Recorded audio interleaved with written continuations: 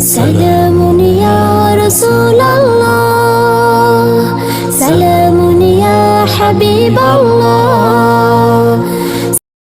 ایک دفعہ نبی پاک صلی اللہ علیہ وسلم گوشت لے کر آئے اور حضرت عائشہ کو دیتے ہوئے فرمایا کہ اسے صاف کر کے پکاؤ اور شوربہ ذرا زیادہ رکھنا۔ تو حضرت عائشہ گوشت کو صاف کرنے لگی۔ کچھ دیر میں بولی شوربہ کیوں زیادہ رکھنا ہے؟ کیا کوئی آنے والا ہے یا مہمان آ رہے ہیں؟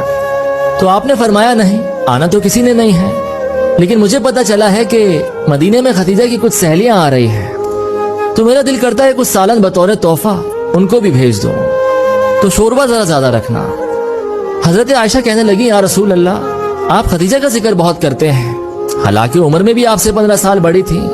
یا رسول اللہ، اللہ نے آپ کو جوان اور خوبصورت بیویاں دی اور آپ پھر بھی ختیجہ کا ذکر کرتے ہیں۔ تو سامنے سے کوئی جواب نہ آیا، دونوں طرف سے خاموشی سے چھا گئی۔ عائشہ بھی یہ جملہ بول کر خاموش ہو گئی اور رسول اللہ کے جواب کا انتظار کرنے لگی۔ کافی دیر تک جب جواب نہ آیا تو انہوں نے نظر اٹھا کر دیکھا، دیکھتے ہیں اللہ کے رسول کا چہرہ مبارک ایک دم سرخ ہو گیا ہے۔ رسول اللہ نے فرمایا عائشہ، آج بات کی ہے، آج کے بعد یہ بات نہ کرنا۔ تو عائشہ کہنے لگی حضور کیا ہوا؟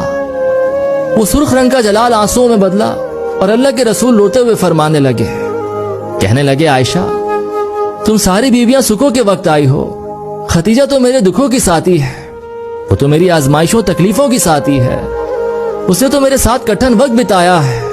لوگ مجھے پتھر مارا کرتے، میں راستے میں کانٹے بچھاتے، میں پریشان ہو کر جب گھر لوٹتا تو دیکھتا اس کے ایک ہاتھ میں کھجوریں اور دوسرے ہاتھ میں دودھ سے بھرا پیالہ ہوتا، کھجوریں کھلا کے دودھ پلا کے بستر بچھا کے روٹی دے کے کہتی، محبوبہ کم نہ کرنا، اللہ پاک بڑی عزت عطا فرمائے گا۔